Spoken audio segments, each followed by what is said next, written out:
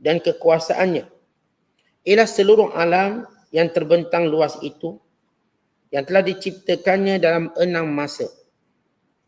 Kemudian ditegaskan bahawa Allah Ta'ala hanya memberi taufik dan hidayah kepada orang-orang yang telah diketahui sedia berusaha untuk beriman dan beramal soleh.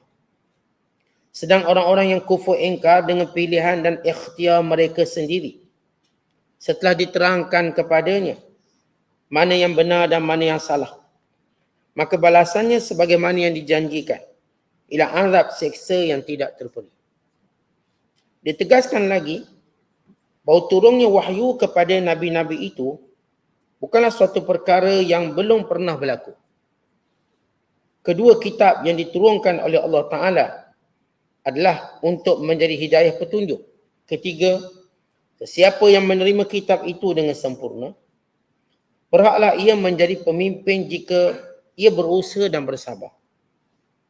Setelah itu Allah Ta'ala menegur kaum kafir musyrik. Mengapa mereka masih berdegil mendustakan agama Islam yang dibawa oleh Nabi Muhammad SAW kepada mereka.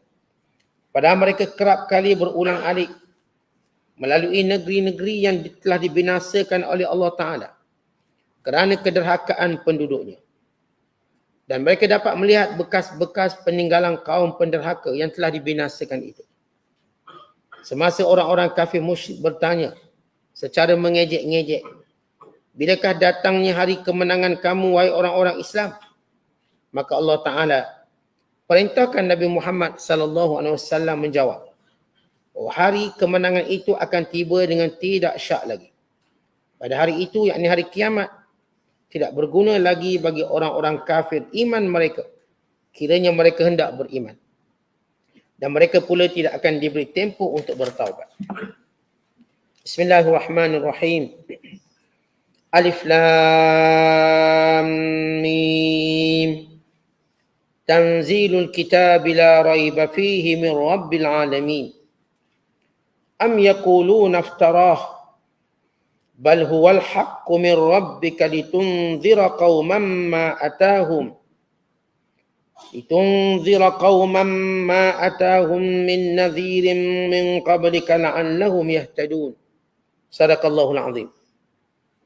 Dengan nama Allah yang Maha Pemurah lagi Maha Mengasihani. Alif Lam Mim. Diturunkan Al-Quran ini dengan tidak ada sebarang syak padanya. Dari Tuhan yang memelihara dan mentadbirkan sekalian alam. Orang-orang kafir tidak mengakui hakikat yang demikian.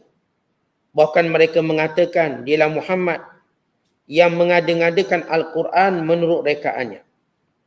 Dakwaan mereka itu tidaklah benar. Bahkan Al-Quran ialah perkara yang benar dari Tuhanmu, wahai Muhammad.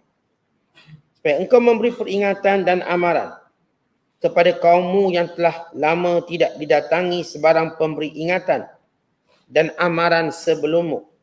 Semoga mereka beroleh hidayah petunjuk.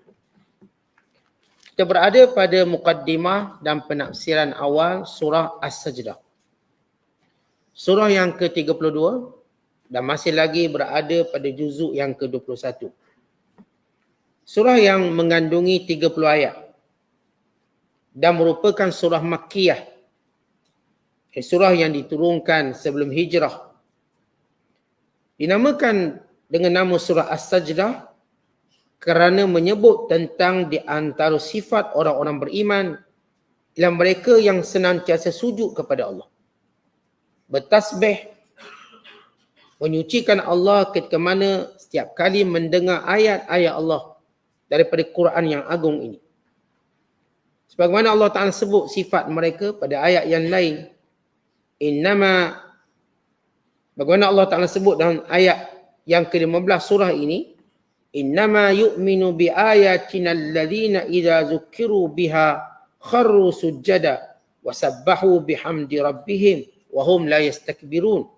Bahwasanya orang-orang yang beriman dengan ayat-ayat wahyu yang kami turunkan, bila mana mereka diperingatkan dengannya, mereka turun dalam keadaan sujud, akur dalam keadaan sujud dan menyucikan Allah dengan memuji Tuhan mereka dalam keadaan mereka tidak sombong dan tidak berbangga.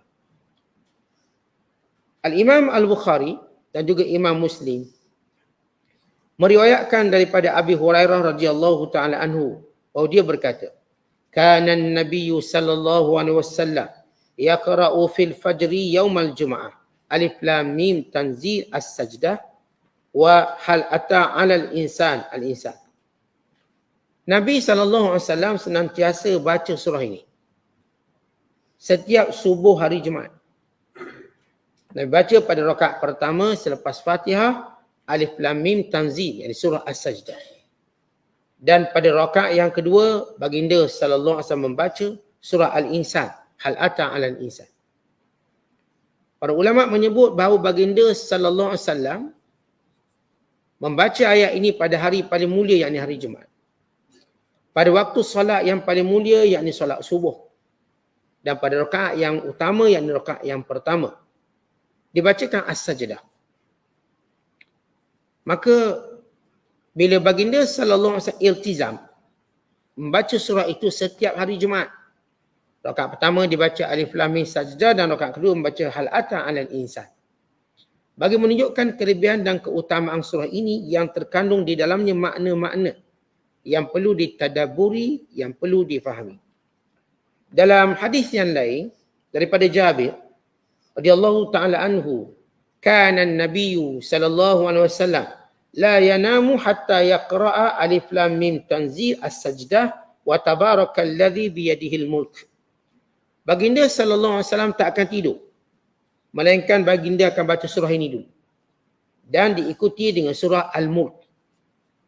Dalam riwayat yang lain, Nabi SAW tidak tidur melainkan dibaca Alif Lam Mim As-Sajdah dan surah Az-Zumar.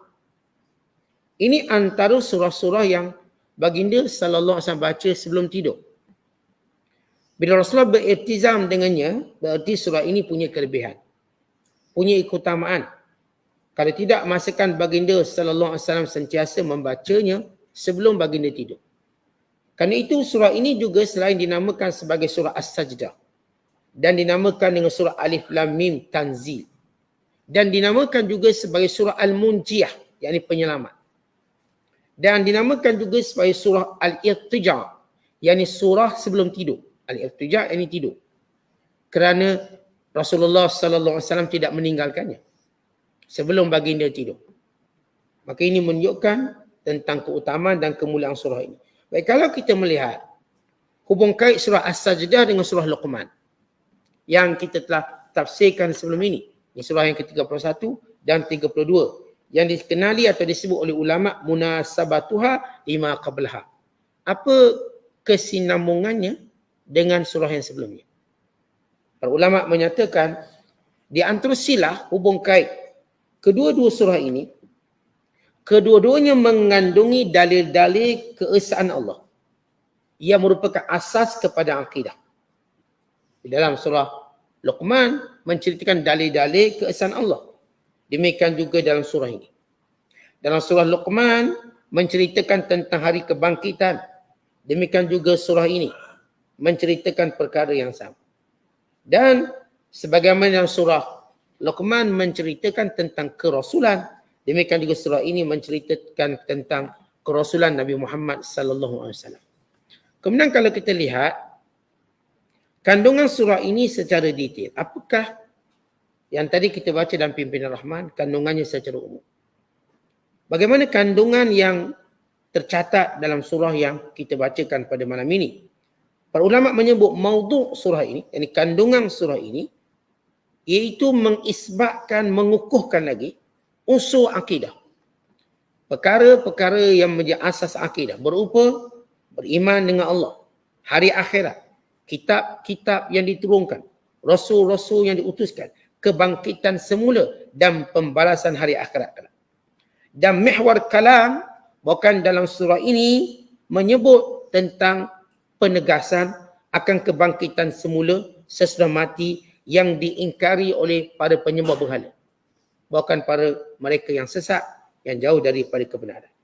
Dan surah ini dimulakan dengan menceritakan keutamaan Al-Quran. Yang tiada ragu, tiada syak, ia merupakan wahyu Allah yang diturunkan kepada Rasul. Allah menyebut secara permulaan lagi bahawa Al-Quran dan wahyu ini dari Allah. Bukan daripada ciptaan, rekaan, ada-adakan Nabi SAW. Bukan. Ia dari Allah. Ini penegasan. Yang kedua, surah ini juga mengukuhkan lagi kerasulan Nabi Muhammad SAW. Kita baca dalam semua surah Makkiyah, pengukuhan tentang kerasulan Nabi Muhammad. Kerana mereka menafikan kerasulan. Menafikan kerasulan berarti menafikan wahyu dan menafikan semua yang dibawa oleh Nabi SAW. Maka Allah menegaskan dalam kebanyakan surah Makkiyah akan kerasulan sebenar Nabi Muhammad SAW. Bahawa baginda sebagaimana Nabi-Nabi yang terdahulu yang Allah utuskan. Yang membawa kandungan dakwah yang Allah perintahkan. Yang diturunkan kepada wahyu untuk disampaikan. Yang punya sifat-sifat yang mulia tanpa kecacatan. Yang terkenal dengan kejujuran dan kebenaran. Yang tidak pernah menipu walau dalam gurauan. Sifat yang maklum di sisi semua orang-orang yang utama tentang kerasulannya.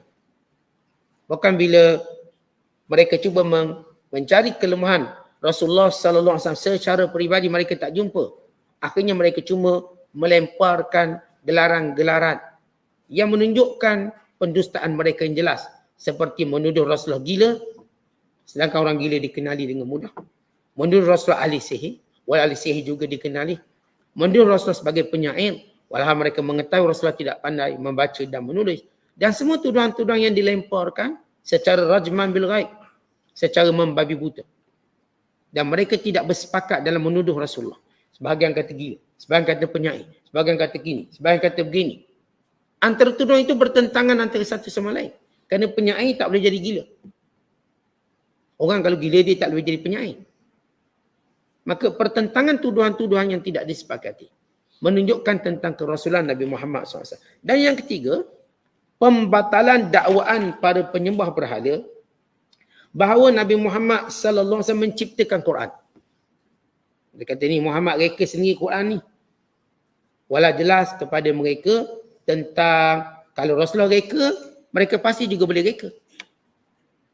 Dan mereka pasti boleh mengupah orang-orang yang hebat yang mereka kenali bijak tata bahasa dan para pujangganya untuk mereka Al-Quran. Ternyata mereka gagal. Membawa apa yang mereka dakwa Nabi reka Quran.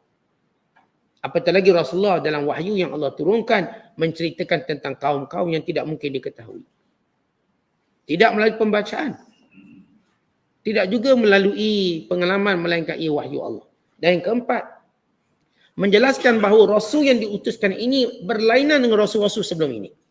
Kerana ia penutup sekalian Rasul. Rasul-Rasul sebelum ini terdedah dengan dibunuh. Tetapi tidak Nabi Muhammad SAW. Dia pelihara daripada dibunuh.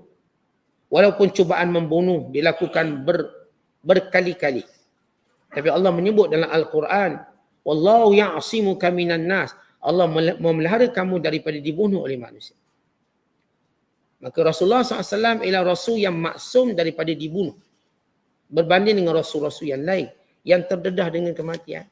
Yang sebahagian dibunuh seperti Yahya, seperti Zakaria. Ataupun cubaan membunuh. Sebagaimana berlaku pada Nabi Hizqil, Nabi Isa alaihimussalatu wassalam. Dan Nabi-Nabi yang lain yang pernah dibunuh. Dengan jumlah yang ramai. Yang dilakukan oleh para Bani Israel atau mana-mana kelompok yang membenci mereka.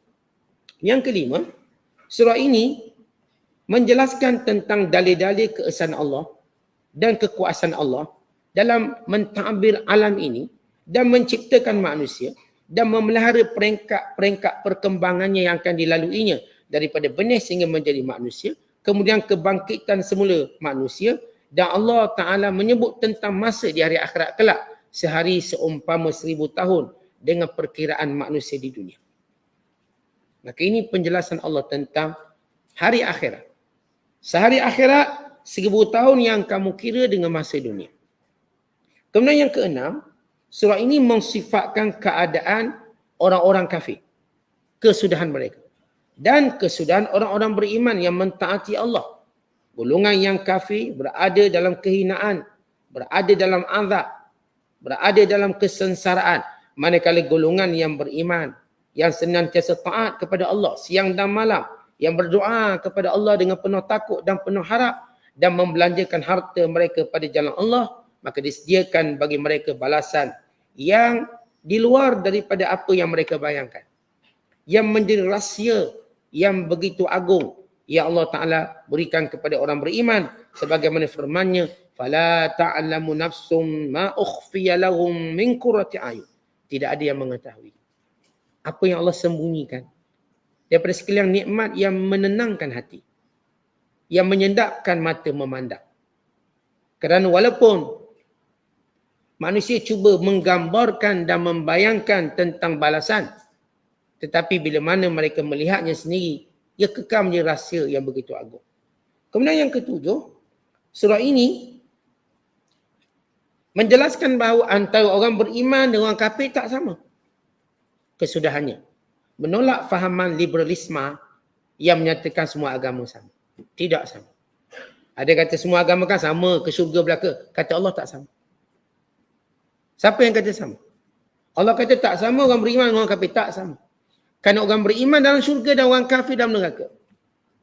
Maka ini sekaligus membatalkan dakwaan golongan liberal yang merujuk kepada agama semua sama. Semua nak bawa ke syurga, semuanya mengajar benda baik. Ada mukaddimah yang musallamah ataupun kita katakan ada teori yang kita boleh terima. Seumpama ya agama suruh benda yang baik. Tapi tidak semua benda yang baik yang disuruh itu diterima. Kerana orang-orang kafir walau kebaikan dia buat tidak ditolak oleh Allah. Kerana syarat penerimaan amalan itu mestilah iman kepada Allah. Itu syarat. Kita tuan-tuan bila buat interview ke tawaran, kita mesti ada syarat asasi. Syaratnya mesti warga negara tempatan. Syaratnya mesti warga negeri. Johor sebagai contoh. Syaratnya mesti bumi putra. Contoh. Syaratnya mesti lepas universiti untuk memohon jawatan ini. Syaratnya mesti berbangsa Melayu sebagai contoh. Syaratnya mesti boleh bertutur bahasa Melayu dengan baik. Kita semua bersepakat dengan syarat. Dan bila hilang syarat, maka tak layak. Kita semua sepakat dalam semua hal. Semua manusia dalam peringkat politik atasan sehingga bawahan. Kita pasti letak syarat. Syarat nak masuk ke Malaysia mesti ada pasport. Tak ada pasport tak boleh masuk. Mesti ada pasport. Awak tak ada pasport, awak tak boleh masuk. Biarlah awak duit banyak ke apa, buat pasport dulu. Dan syarat pasport itu pula diiktiraf. Kalau pasport itu pasport Israel, kita tak iktiraf. Itu bila Nas Delhi nak masuk, dia tak boleh sebab dia pakai pasport Israel. Akhirnya dia pergi mana negara, dia beli pasport dan dia masuk.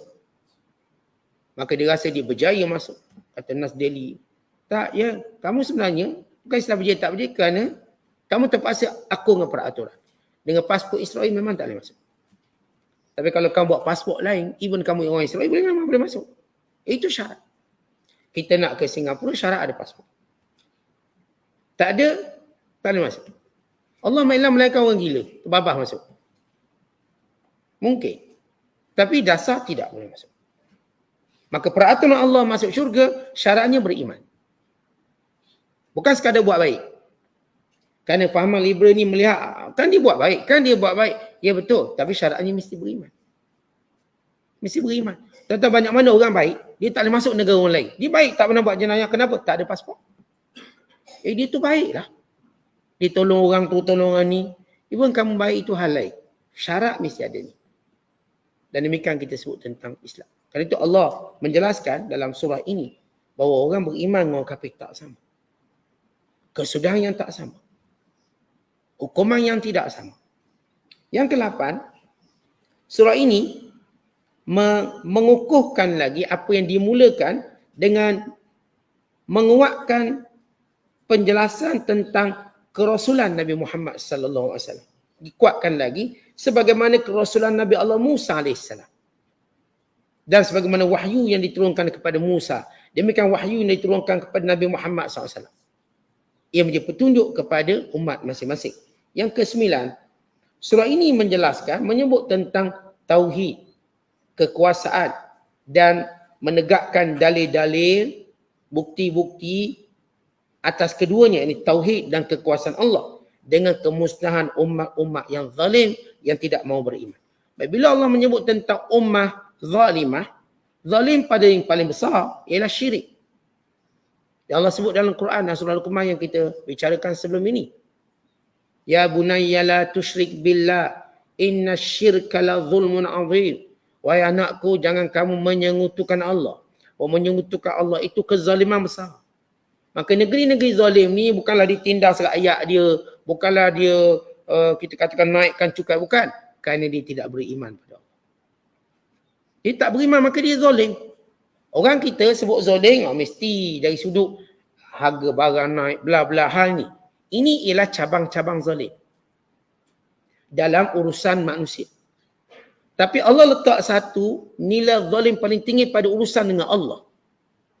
Ya, urusan dengan rakyat, urusan dengan orang bawahan, dengan bentuk penafian hak, dengan penindasan itu dan ini, maka ini zalim. Tapi ini pada level manusia. Pada level manusia. Bahkan kadang-kala pada level manusia itu, zalim itu bersifat subjektif. Kerana sebahagian merasakan mereka tak dizalimi, sebahagian rasa dizalimi. Dan penyokong dia tak rasa kena zalim. Yang bukan penyokong dia rasa kena zalim. Bukankah begitu? Kita ni kalau yang naik, pada masa itu kita sokong, kita tak rasa kita dizalimi. Tapi kalau yang naik itu kita tak sokong, kita rasa macam kita dizalimi. Kerana ini subjektif. Subjektif. Yang tak menyokong rasa macam disekat kebebasan bersuara. Yang menyokong rasa macam bebas bersuara. Pada level manusia, zalim itu subjektif. Tetapi pada level Allah, sama. Zalim itu syirik pada Allah. Maka bila Allah menyebut negeri-negeri yang zalim yang Allah musnah dan binasakan, golongan negeri ini semua negeri yang mensyirikkan Allah. Bukan mereka tidak makmur, bukan mereka tak stabil. Ini negara Sadum stabil. Politiknya makmur dan stabil. Tetapi apa yang mereka lakukan? Homoseks. Apa yang mereka lakukan? Jenayah kepada Allah. Walau dia iktiraf. Dia kota Sadum mengiktiraf homoseks. Kalau kita ke Asia Tenggara, negara pertama yang iktiraf homoseks, Taiwan. Iktiraf. Dan demikian juga negara lain. Termasuk Singapura iktiraf. Thailand. Secara umum Thailand macam iktiraf. Jadi mereka ada apa yang disebut sebagai kelompok transgender yang tukar jantina. Dan disebut lady boss. Perangkaan menunjukkan jumlah mereka seramai 300,000 orang. Dan kalau dikomparekan dengan nisbah rakyat Thailand 70 juta. Orang wanita atau perempuan di kalangan warga Thailand ialah 35 juta. Tetapi 300,000 kalangan mereka ini transgender. Tukar jantina. Kajian Thailand ini macam juga iktiraf. Tapi ada satu sudut bahawa IC itu dia tak boleh tukar status. Kalau jantan, jantan lah dia. Dia tak akan jadi perempuan. Dia tak akan ubah. Setengah negara ubah IC. Ubah. Thailand dia tak ubah. Maksudnya dia tak iktiraf penuh. Dan gerakan ini cuba disebarkan dengan begitu meluas. Maksudnya Piala Dunia baru ni mereka terhalang. Mereka buat macam-macam cara. Ini kota Sadum, mereka bersetuju dengan jenayah itu. Bahkan menghina Nabi Allah, Lut yang menentangnya. Ternyata cuma keluarga Lut yang menentangnya. Nabi Lut dan anak-anaknya. Dan istrinya turut menyokong. Dan yang menyokong LGBT. Maksud LGBTQRSTU sampai Z. Dia tengah cari lagi grup mana lagi makhluk ganjil mana lagi mereka nak satukan. Mereka nak porak-porandakan pemikiran. Dulu kita sebut AG, dia tambah B, T, sekarang Q tambah. Lepas Q ada R, S, T, U, V, W, X, Y, Z. Itu saya tambah. Jadi kegilaan ini akan mereka buat. Dan mereka bersepakat. Mereka gunakan semua channel untuk menyetujui kelompok dan golongan ini. Allah menamakan yang zalim ini. Ya, walau pada level manusia mereka bersetuju. Untuk kata benda ini tak zalim. Si Allah zalim. Kerana Allah ciptakan manusia, kenapa kamu tukar jantina? Kenapa kamu buat ni? Kenapa? Allah. Kerana mengubah ciptaan ialah dosa besar. Dan membawa kepada kekufuran. Dan itu dilaknat. Bukan sekadar tukar jantina. Ni kalau lelaki pakai perempuan, dilaknat. Walau dia berlakon. Lelaki berlakon pakai baju perempuan. Dia berlakon je maknya. Hukumnya haram dan dilaknat. Lelaki, perempuan pakai pakaian lelaki, dilaknat. Itu tukar pakaian, bukan apatah lagi tukar jantina. Kerana kita akan lihat di akhir zaman, kemungkaran yang disepakati. Semua orang bersetuju. Orang tak setuju dianggap macam teruk, zalim. Di pulau, mereka memulaunya. Maka ini zalim di sisi Allah. Kerana Allah cipta manusia begini, diubahnya. Dan demikian juga Allah yang menciptakan manusia tapi tak disembahnya. Zalim. Bukan cerita zalim macam tuan-tuan bayangkan negeri zalim mesti cukai tinggi. Mesti tak. Bukan zalim itu. Saya katakan zalim itu subjektif. Penerimaan manusia. Tapi berkait dengan syirik ini. Di sisi Allah dia zalim. Walau manusia bersepakat untuk menyetujui semua agama ni ada. Atas fahaman liberal yang kita sebut. Itu tak menunggu kebinasaan. Kemudian yang akhirnya surah ini menjelaskan pada ayat yang ke-30 bagaimana Allah SWT menjelaskan bila orang-orang kafir mempersendakan kemenangan umat Islam. Mereka berkata bila orang Islam akan menang? Maka Allah Ta'ala menyuruh Rasulullah menjawab bahawa kemenangan itu akan sampai. Dan pada hari kemenangan, yakni hari akhirat, tidak akan berguna langsung bila orang kafir cuba untuk beriman. Cuba untuk percaya. Kerana itulah hari penyesalan besar mereka. Zalika huwal khusranul mubin. Penyesalan utama. Mereka persendakan. Dah berjuang ikut Tuhan ni bila menang? Kita ni menang. Kita ni kuat. Bila menang? Bila kamu akan memerintah dunia? Bila kamu akan sekian-sekian? Maka Allah kata, wahai Muhammad, beritahu dia. Kemenangan kami akan sampai. Dan pada hari kemenangan itu, yang Allah sebut kemenangan sebenar bukan dunia. Walaupun umat Islam berjaya di dunia dan perang sekian. Tapi itu bukan kemenangan yang Allah Ta'ala maksudkan bagi orang beriman. Kemenangan sebenar ialah hari akhirat kelak. Hari akhirat kelak ialah kemenangan orang beriman yang sebenar. Mengatasi orang kafir. Ketika itu Allah menceritakan bagaimana penyesalan mendalam orang kafir. Lalu mereka berkata, Rubama yawaddul ladhina kafaru law kanu muslimin. Maka berangan-angan dan bercita-citalah orang kafir. Kalau dulu kami kat dunia Islam. Dan ternyata hari ini tidak memberi manfaat kekufuran mereka. Tidak memberi manfaat kalau pun mereka nak masuk Islam dan membenarkan apa yang dibawa oleh Nabi sallallahu alaihi wasallam. Ini kandungan umum ataupun kandungan detail tentang surah As-Sajdah. Kita pergi pada penafsirannya. Yang pertama bila Allah Ta'ala sebut Alif Lam Mim. Alif Lam Mim menjadi kebiasaan orang Arab. Bila mana mereka bercakap, semuanya punya baris. Atau disebut al-aslu fil kalam al-wasal. Setiap benda tu dia ada wasal. Dia terus diwasalkan. Artinya kalau tuan-tuan tengok, cakapan Arab dia cakap, dia tak ada istilah wakaf. Maka datang satu bentuk ayat Al-Quran.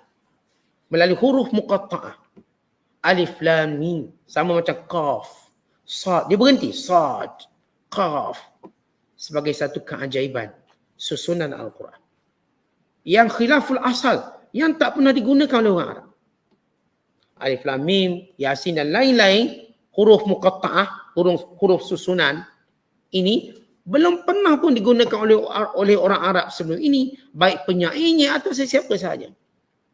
Maka ini satu istilah yang memeranjakkan mereka. Dari sudut keindahan sebutannya. Keindahan sebutannya. Dan dari sudut tarikan yang kuat. Maka bila mereka tertarik untuk mengetahui apa selepas itu. Maka Allah menyebut tentang perkara yang penting. Tanzilul kitab. La raiba fi. Tuan-tuan kita, kalau seorang tertarik dengan sesuatu, maka kita pun nak tengok agenda besarnya apa yang disebut. Kerana itu pasti penting. Macam kita lah tertarik dengan Perdana Menteri baru. Maka kita macam perhatikan apa yang disebut pertama. Apa dia nak cakap? Dia dah jadi Perdana Menteri, dia nak buat ucapan, dia nak cakap apa? Itu menjadi suatu tarikan semua manusia. Seorang yang dipilih pemenang, maka kita nak tahu dia nak cakap apa. Sama juga bila Allah menyebut Alif Lam Mim, satu tarikan yang kuat. Maka orang-orang kafir berfikir apa yang nak disampaikan selepas ini. Maka yang Allah sampaikan tentang kebenaran wahyu Allah. Tanzilul kitab la raiba fi min rabbil alamin. Bahawa Quran yang diturunkan ini daripada Tuhan sekalian alam yang tiada keraguan padanya. Ia bukannya rekaan Nabi Muhammad sallallahu alaihi wasallam. Tidak juga sihir, tidak juga syair, tidak juga sajak, tidak datang daripada manusia atau jin, tetapi ia datang daripada Allah. Kalau sebahagian mendakwa ini, ayat ini datang daripada jin. Ada yang mendakwa ini datang daripada bantuan manusia lain, Rom Parsi. Ada yang mendakwa bahawa ini adalah syair, sama macam penyair lain. Ada yang menyatakan ini sajak. Ada yang mengatakan ini sihir. Maka Allah menjawab, Alif Lam Mim, tanzilul kitab, penurunan kitab wahyu ini yakni Quran, la raiba fi, yang tiada ragu, min rabbil alamin, ia kalam Allah yang sebenar. Sebab itu kita dah sebut dalam banyak ayat-ayat sebelum ini. Manusia kalau mereka boleh buktikan bahawa Al-Quran ini bukan datang dari Allah, mereka bersungguh-sungguh nak buktikan. Sebahagian berkata, Quran tidak ditulis masa Rasulullah hidup. Ia ditulis pada zaman Uthman. Kita lihat bagaimana buta sejarah mereka terhadap bagaimana penyusunan Quran berlaku. Sedangkan dalam kitab-kitab jelas menceritakan bagaimana proses Al-Quran diturunkan. Ia diturunkan zaman Nabi SAW dan ditulis zaman Rasulullah. Apa yang tidak berlaku ialah himpunan dalam mushaf. Tetapi ia sudah terhimpun dalam hafazan. Sudah terhimpun. Kerana daya ingatan kuat masyarakat ketika itu. Kerana waktu itu mereka lebih berpegang kepada ingatan berbanding tulisan. Pada setiap zaman, macam contoh hari ini. Hari ini kita tak berpegang kepada ingatan. Kita berpegang kepada apa yang ada dalam telefon kita. Zaman kita macam tu. Zaman kita apa pun nota, tulis dalam telefon. Apa pun gambar, simpan dalam telefon. Maka kita tak mampu mengingatinya. Setengah kita dia mampu ingat 2-3 nama orang atau 2-3 nombor telefon orang. Realitinya kita pun tak ingat nombor telefon bini, kita tak ingat. Bukan tak sayang tapi tak ingat. Berapa nombor telefon bini tak ingat, Ustaz, kita simpan dalam telefon. Nombor mak tak ingat, nombor sekian tak ingat. Itu bila jam telefon kita, kon bateri, pinjam telefon orang pun tak tahu nak telefon siapa. Akhirnya telefon polis. Itu dia ingat. Sebab hari ni semua memori manusia dalam telefon. Semua memori. Hari ini kitab-kitab para ulama juga dalam telefon. Dulu tuan-tuan kita tak tengok ustaz-ustaz ceramah letak telefon depan. Sekarang dah biasa semua letak telefon. Sebab apa? Nota dalam tu. Dia simpan nota dia dalam tu. Dia baca. Dah jadi satu budaya hari ini. Hari ini kalau orang tak tengok telefon, kita mesti rasa dia mesti datang daripada zaman lain. Ini mesti zaman 60-an. Ini mesti zaman 80. Kalau zaman sekarang, semua orang duduk dia akan tengok telefon. Semua dia akan tengok telefon. Kerana ini jadi sumber kepada maklumat hari ini. Sumber ataupun hari ini kita nak bayar itu semua. Dahulu, bagaimana mereka menyimpang ilmu secara hafazan. Maka tak ada nak tulis-tulis simpan, tak ada. Hafazan. Semua menghafalnya. Yang kecil, yang besar, yang tua, yang muda. Laki, perempuan. Bila budaya hafazan itu menjadi semua dalam masyarakat Islam di Madinah, maka apa perlu dikumpulkan Quran secara mushaf? Tidak perlu. Semua simpan dalam dada. Satu kemuliaan. Apatah lagi adanya gesaan Rasulullah SAW bila Rasulullah menyatakan tentang kemuliaan orang ingat Al-Quran. Alladhi laisa fi jawfihi syai'un minal Quran fahuwa kal baitil kharib. Orang yang dalam dadanya tak hafaz Quran seumpama rumah buruk. Bila Rasulullah menggesa orang yang dalam dada, dalam hati tak ada Quran, tak ada apa pun dia hafaz, dia umpama rumah buruk. Maknanya kena hafaz Quran. Dan budaya itu bergerak. Macam saya kata, siap zaman budaya ilmu dia akan bergerak mengikut cara. Kalau dulu orang mengaji pondok, sekarang orang tak mengaji pondok lah. Ada pondok-pondok memang ada, tapi bukanlah pengajian macam orang dulu belajar. Hari ni mungkin orang jenis budak-budak kita hantar dah. Yang orang tua ni tak pergi dah pondok sekarang. Dulu orang tua-tua pergi pondok. Kita panggil memondok. Sekarang budaya berubah. Orang pergi ke universiti. Zaman akan berubah. Lepas masuk PKP, semua orang universiti pun tak pergi. Duduk rumah. Belajar kat rumah. Mungkinkah budaya ini akan berkembang sebagai satu budaya yang diterima oleh masyarakat? Cuma belajar di rumah. Bini kita sibuk kat dapur, tahu-tahu dah 3 degree dia. Sebab apa? Belajar kat rumah. 3 dia ada degree. Tanpa kita sedar, anak kita mungkin sekian. Tak nampak pun universiti, tak nampak. Tapi dah ada degree. Dah ada master, dah ada PhD. Ya, bukan satu benda yang mustahil sebagaimana hari ni orang kerja kat rumah. Tanya pejabat dia, tak ada. Kedai, tak ada. Kita orang kerja kat rumah. Tengok-tengok kaya. Semua pakai online, Ustaz. Beli kereta pun online. Ada orang di setengah negara, dia beli kereta online. Kita baru beli pasa-pasa tu online. Dia orang kereta pun online. Hantar kat rumah. Tak bayar hantar. Kita belum lagi lah. Ya ada, tapi belum saya katakan jadi kebiasaan. Masih lagi di kedai kereta. Satu hari ni tak mustahil. Kita bini pun online. Bini. Datang, hantar bini. Online. Maksudnya, setiap zaman, dia ada satu bentuk cara dia. Jadi orang Kristian tadi struggle untuk kata Quran ni bukan datang dari Allah. Lalu disebut penulisannya berlaku sekian-sekian. Ini jahil tentang bagaimana sejarah Al-Quran. Kita orang Islam kena tahu sejarah ni. Baru saya katakan zaman Rasulullah lagi sudah ditulis Al-Quran. Sudah ada penulis wahyu. Penulis wahyu ni ramai. Setengah kata ada 14 orang, setengah kata lebih. Bahkan itu belum cerita penulis tidak resmi. Yang bila sahabat-sahabat ini tulis untuk disimpan di satu tempat, maka sahabat lain kopi untuk simpan di rumah. Maka suami buat balik Al-Quran yang ditulis untuk dibacakan pada isteri dan anak-anak. Lalu mereka sama-sama menghafaz. Dan mereka sentiasa bertanya kepada suami mereka bila pulang ke masjid, pulang bertemu Nabi SAW, apakah ayat yang baru diturunkan? Apakah ada teguran Allah pada kita? Adakah? Maka wahyu ini turun. Dan mereka catat. Itu buah tangan paling bernilai kepada masyarakat umat Islam waktu itu. Itu yang ditunggu oleh para isteri mereka. Menunggu ayat-ayat yang baru diturunkan untuk dibacakan. Dan mereka sama-sama tadabbur. Maka Al-Quran datang dari Allah. Tiada ragu. Saya katakan semua usaha untuk menyatakan Quran ini bukan daripada Allah gagal sampai hari ini. Buktikan. Kalau kita nak sebut Bible tu tadi selewengkan, kita boleh buktikan ratusan tempat. Dan mereka terpaksa mengakuinya. Tapi bila sebut Quran kat mana? Ini daripada awal Fatihah sampai An-Nas kat mana? Rekanya kat mana? Silatnya kat mana? Kontranya kat mana? Sebut satu ayat yang kontradik. Tidak ada kontra. Mereka kamu tak faham. Kemudian kata Allah, am yaquluna naftarah? Apakah mereka terus berkata bahawa Muhammad yang reka Quran? Kataan iftarah, yakni mengada-ngadakannya. Apakah mereka terus mengatakan demikian? Bahkan huwal haq. Ini Al-Quran yang sebenar-benarnya min rabbik, daripada Tuhan. Litunzira qauman ma atahum, untuk kamu wahai Muhammad. Menyampaikan Al-Quran ini sebagai pemberi amaran kepada kaum kamu, ma'atahum, apa yang datang kepada mereka. Ini apa yang akan mendatangi mereka berupa azab, seksaan, hukuman kalau kamu mendustakan.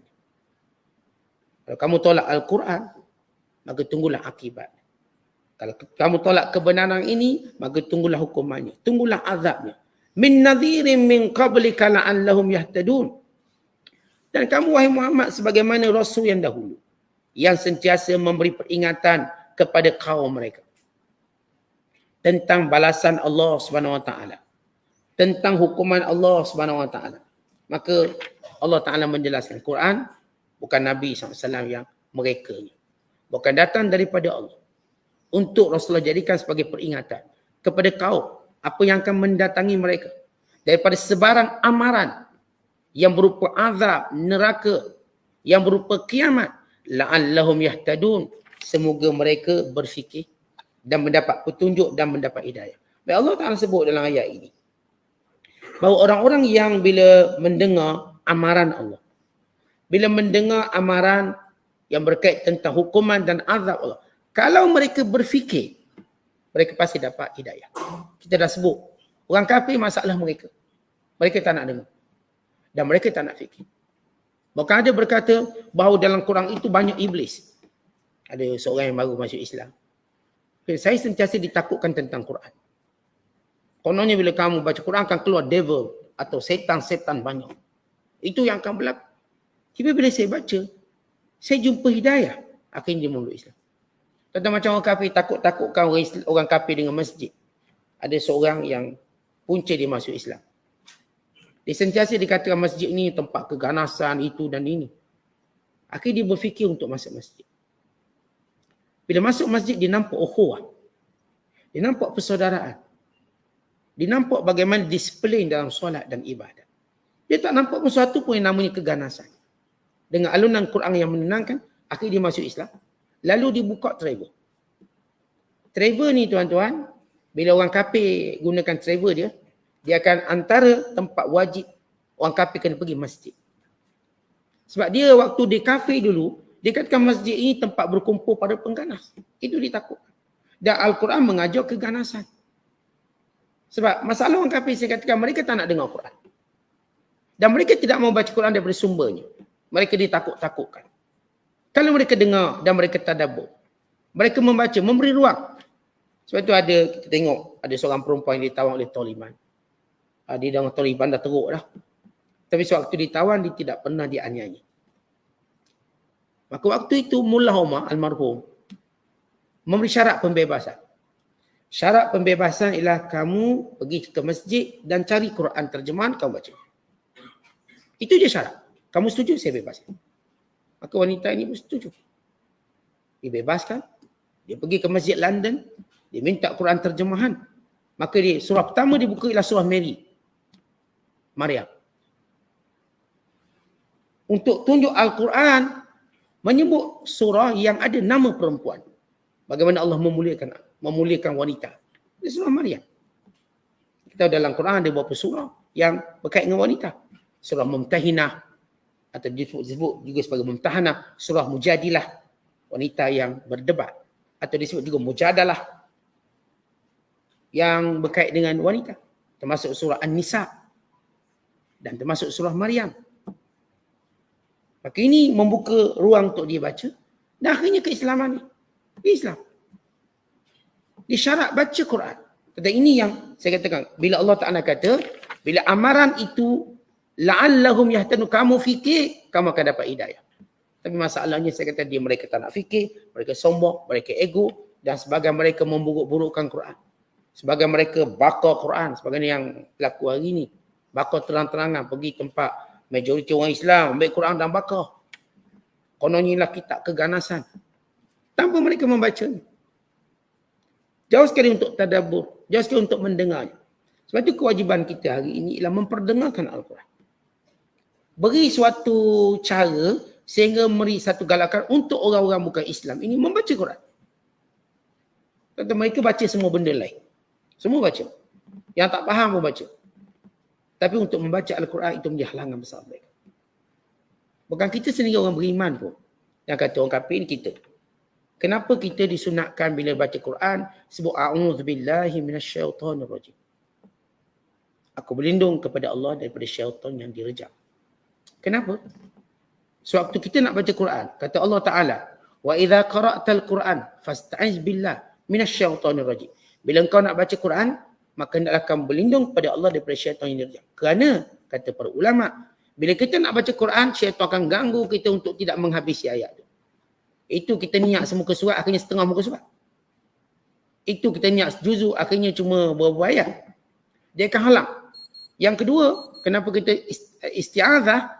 Kerana dia akan menghalang kita untuk tadabbur. Sebab hari ini kita baca Quran tapi macam tak terdorong nak faham. Tapi alhamdulillah kita ada tafsir Quran, kita pun faham.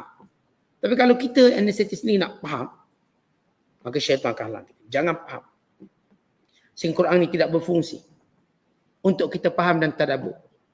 Yang lain kita baca, kita cuba faham. Yang tak ada faedah. Quran yang punya faedah untuk kita, kita tak cuba faham. Sebab itu kita disunatkan baca auzubillahi minasyaitonirrajim. Supaya apa? Kita sendiri tak terhalang untuk membacanya dengan sebenar. Kenapa bila kita baca halangan pun banyak. Mula tak baca sibuk tu lah, sibuk ni lah. Yang paling teruk rasa macam panjang. Panjang ni. Rasa macam panjang. Rasa lama duk tengok jam tak habis lagi. Juzuk per minit ni. Maka itu syaitan yang menjadikan kita hilang fokus. Dan fokus dalam tadabbur. Dan juga kata ulama, kerana sifat Al-Quran, wa nunazzilu minal Quran ma huwa syifa wa rahmatun lil mu'minin. Dan kami turunkan Al-Quran yang bersifat penyembuh kepada penyakit dan rahmat pada orang beriman. Maka syaitan akan cuba jadikan Quran ini tak berfungsi sebagai penyembuh penyakit kita. Yang ini penyakit hati. Tak sembuh. Yang dengki, kekal dengki. Yang berdendam, kekal dendam. Sebab dia akan hilangkan fungsi tu. Biar obat ni tak berfungsi. Contoh kita doktor bagi makan obat. Doktor kan ada aturan di obat. 3 kali sehari. 2 biji sekali makan. Sebelum makan. Kalau kita dapat obat. Dan kita tak makan aturan itu. Agak-agak kita dapat tak kesembuhan betul. Doktor kata ini antibiotik kena habiskan. Obat ni 7 hari. Jangan lebih pada 7 hari. Nanti memudaratkan. Ni aturan disebut. Ya obat. Tapi setiap obat ada aturan. Pagi, petang, malam, sebelum makan, selepas makan. Maka kita kalau betul ikut aturan, insyaAllah sembuh. Kalau kita tak ikut aturan, kita datang jumpa doktor balik, doktor sakit lagi. Awak makan tak obat? Makan macam mana? Makan ikut dan. Kena marah kita. Awak makan ikut dan sebab tu awak tak sembuh. Al-Quran dia ada aturan dia. Untuk dia menjadi syifa. Maka syaitan akan halang Quran ini daripada bersifat syifa. Sebab tu kita pun baca ikut dan. Dan baca dan. Tak dan sudah. Kita tak baca 2 kali sehari, 3 kali sehari. Kita baca ikut dan. Ni start macam tak dan yang saat ni. Tak dan. Pagi tadi tak dan, petang tadi tak dan. Maka sebab itu kita tak dapat apa yang disebut sebagai syifa. Penyembuh pada hati. Rahmat dan rahmat kepada kehidupan ini. Ini bagaimana perlunya kita menggalakkan ruang supaya baik anak kita baca Quran, baik sahabat-sahabat kita baca Quran, even orang-orang kafir. Dan ini sebenarnya adalah tugas pada pemerintah. Memperdengarkan Al-Quran kepada semua rakyat dan kepada semua pelancong yang datang. Supaya mereka berfikir tentang apa yang perlu mereka tahu dan wajib mereka tahu. Wallahu a'lam bishawab. Assalamualaikum warahmatullahi wabarakatuh.